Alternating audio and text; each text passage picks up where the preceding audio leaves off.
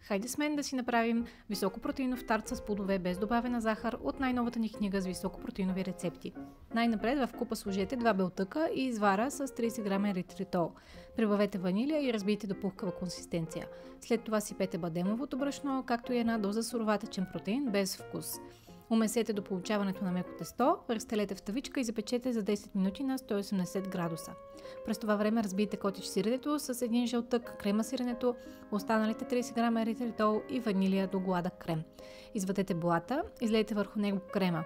Разпределете отгоре плодовете и върнете във фурната за още 35 минути на 180 градуса. Оставете да се охлади напълно и разрежете на 8 еднакви парчета, като едно парче е само 200 калории и има цели 15 грама протеин. Ако искате още над 90 високопротеинови ястия с изчислени калории, представям ви книгата "Високопротеиново хранене с грижа за здравето", създадена за всеки, който иска да отслабне без глад, без лишения и без стрес.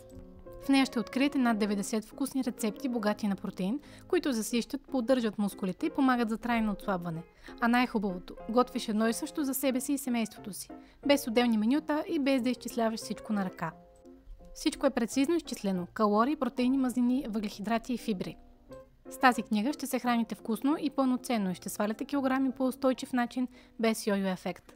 А само сега получавате и няколко бонуса напълно безплатно, сред които 5-дневен високопротеинов хранителен план. Качайте книгата днес и започнете да се храните с удоволствие, увереност и резултати. Линкът е в описанието.